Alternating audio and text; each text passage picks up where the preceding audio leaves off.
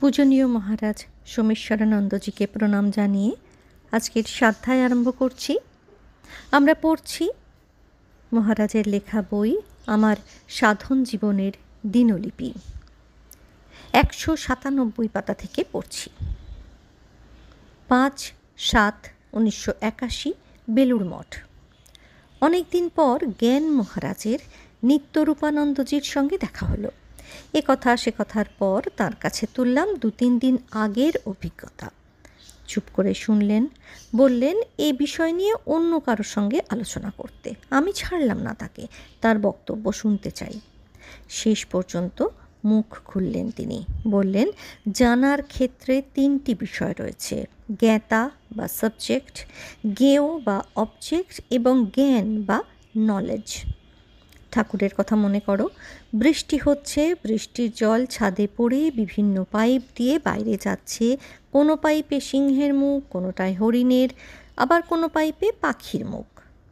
বাড়ির একতলা থেকে বাচ্চা ছেলে ভাবছে যে এই জল আসছে সিংহ থেকে, ওই জলধারা আসছে পাখির মুখ থেকে, আর সেই জল হরিণ থেকে আসছে।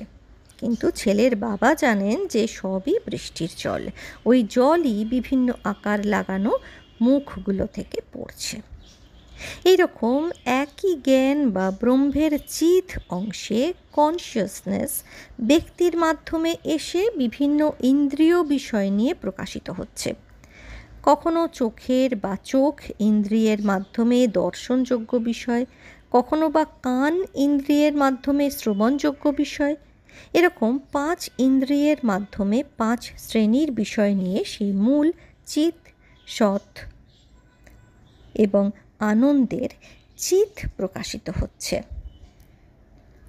এই বিষয়গুলো হলো জ্ঞেয় বা অবজেক্ট। বিষয়গুলো তুমি জানছো, তুমি জ্ঞাতা, বিষয় জ্ঞেয়।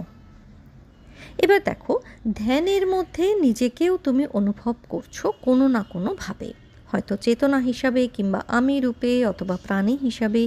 এই জ্ঞানেও জ্ঞাতা আছে, জ্ঞেয়ও আছে। এই যে জ্ঞান, যা সবসময় তুমি অনুভব করছো, এটাও ওই চিৎই। এখানে চিৎকেই তুমি অনুভব করছো। প্রথমে কিভাবে অনুভব করছো? জ্ঞাতা হিসাবে। এটি আমি রূপে অনুভব করছো তুমি, অর্থাৎ ওই চিতের ওপরে যেন পাতলা এক আবরণ বা পর্দা রয়েছে, আর পর্দা সহ চিতকে তুমি অনুভব করছো বা জানছো আমি হিসাবে। একটু অভ্যাস করে দেখো, বলে যাও আমি আমি আমি বলতে থাকো। মনের দিকে লক্ষ্য করো। বলতে থাকার সময়ে যে আমি ভাবটা উঠছে সেটাই তোমার অস্মিতা। আর চিৎ কোনটা? যে চেতনা দিয়ে এই অস্মিতাকে অনুভব করছো। এই দুয়ের পার্থক্য যত ভালোভাবে বুঝতে পারবে, ততই ধ্যানের গভীরে যেতে পারবে। কিংবা বলা যায়, ধ্যানের যত গভীরে যাবে, এই দুয়ের পার্থক্য ততই বুঝবে। তুমি বলছিলে যে চেতনা বিন্দু থেকে একটু নামলেই তোমার আমি ভাবটা জোরালো হচ্ছে। এই আমি ভাবটাই অস্মিতা বা অহং।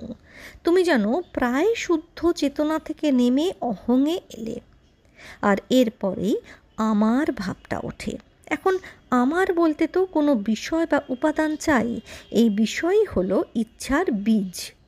বীজ কারণ মনটা এখনো এত প্রসারিত হয়নি যে ইচ্ছা তার রূপ ধরবে। ধ্যানে তুমি কিন্তু বুঝতে পারছো কোন ইচ্ছার বীজ এটা, অর্থাৎ এই বীজ থেকে কোন গাছ বেরোবে সেটা ধরতে পারছো। আরও নেমে এলে, অর্থাৎ সূক্ষ্ম থেকে স্থূলে নেমে এলে ওই ইচ্ছা প্রসারিত হয়ে রূপ ধরে। এই জন্য বিষয় চাই বলে জগতের ভাব উঠে পরে রূপায়িত হয় তোমার মনে। তুমি ক্রমশ সচেতন হতে থাকো এই জগৎ সম্পর্কে। এক থেকে বহুর আবির্ভাব এভাবেই হয় তোমার সামনে ধ্যানের মধ্যে। চিৎ আমি, আমার ইচ্ছা বীজ, বিষয় ও রূপ, জগৎ, এগুলিকে যদি ধরতে পারো ধ্যানের মধ্যে, ধারণাটা পরিষ্কার হয়ে উঠবে। এটা হলো ওপর থেকে নিচে নামা, অর্থাৎ ধ্যানের গভীর থেকে নেমে আসা জগতে। আর বিপরীত পথ হলো ধ্যানে বসে ক্রমশ গভীরে যাওয়া। জিজ্ঞেস করলাম, চিৎ ও আমি, চিতের ওপর যেন একটা হালকা পর্দা হিসেবে রয়েছে আমি। এই পর্দাটা চলে যায় কিভাবে?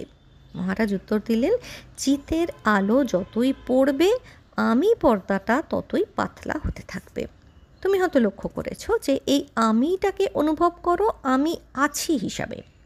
গভীর ধ্যানে তুমি চলে যাচ্ছ শুধু আছিতে।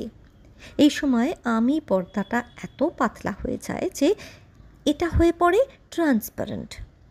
তাই আমির অনুভব খুবই কমে যায়, বড় হয়ে ওঠে আছির অনুভব। আমি আছির, আমিটা পর্দা, আছি হলো চিতের আভাস। কথা বলে একে ব্যাখ্যা করা কঠিন। ধ্যানে তুমি নিশ্চয়ই একে অনুভব করেছো। তবে মনে রেখো, এটা চিতের আভাস, পূর্ণ চিত নয়, কারণ এটাও বিষয়, অবজেক্ট। যেহেতু একে তুমি অনুভব করছো, খুবই সূক্ষ্ম বিষয়। যেন মসলিন কাপড় পরেছো, কাপড়টাকে দেখা যায়, শরীরের অংশকেও দেখা যায়, সেই রকম আমি ভাব হলো কাপড়, শরীর যেন চিত। তুমি শরীরকে দেখছো কাপড়ের মধ্য দিয়ে, আবার কাপড় সরিয়ে সরাসরিও দেখতে পারো শরীরকে। ধ্যানে কি হচ্ছে, তুমি আমি ভাবের মধ্য দিয়ে দেখছো বা অনুভব করছো চিতকে। এখনই করে দেখো তো, আমি ভাবকে অনুভব করার চেষ্টা করো, ভালো করে লক্ষ্য করো তোমার এই আমি ভাবটা চেতন, চেতন সত্তাটা চিতের। তার সামনে আমি পর্দা স্বচ্ছ, ট্রান্সপারেন্ট। আমি ভাবকে অনুভব করতে গেলে একে চেতন হিসাবেই অনুভব করছো, অর্থাৎ পর্দাটা বা কাপড় আছে বলে শরীরকে সরাসরি দেখছো না, একটু অন্যভাবে দেখছো। তার মানে কি আমি ব্রহ্মজ্ঞানের খুব কাছাকাছি পৌঁছে গেছি? অবাক হয়ে প্রশ্ন করলাম।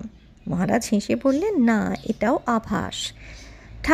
ঠাকুর শ্রীরামকৃষ্ণ পরম করুণাময়, তাই মাঝে মাঝেই উচ্চতর সত্য বা উপলব্ধির আভাস দিয়ে তিনি আমাদের উৎসাহ দেন, অনুপ্রেরণা দেন এগিয়ে যেতে। সাধন পথে লক্ষ্য করেছো নিশ্চয়ই, বহুবারই দেখেছো যে অনেক উচ্চ স্তরের আভাস তুমি পেয়েছো নিচের স্তরেই। এ যেন সাগরে নৌকো বেয়ে চলা, চারিদিক অন্ধকার, কিচ্ছু দেখা যাচ্ছে না। এমন সময় দেখতে পেলে যে অনেক দূরে একটা লাইট হাউস, আলো দেখতে পাচ্ছ, কিন্তু ডাঙা এখনও দূরে। ওই আলো লক্ষ্য করে নৌকো বাইতে থাকো, একসময় পৌঁছে যাবে সেই ডাঙাতে। সাধন পথে বহুবারই এরকম হয়। অনেকে ভুল করে এই আভাসকেই প্রকৃত আলো ভেবে থেকে যায়, তীরে পৌঁছানোর আগেই চলা বন্ধ করে দেয়। এই সময় কি করা দরকার? অভিজ্ঞ সাধকের সঙ্গে কথা বলা, গুরুকে জিজ্ঞেস করা। কিন্তু গুরু যদি কাছে না থাকেন? আমার প্রশ্ন। হাসলেন মহারাজ, তাহলে সেটাই করো যা তুমি এখন করছো, অন্য সাধকদের সঙ্গে কথা বলো, আলোচনা করো। আমরা আজকে 200 পাতা পর্যন্ত পড়লাম। পরের দিন এরপর থেকেই শুরু হবে। সবাই ভালো থাকবেন, সুস্থ থাকবেন।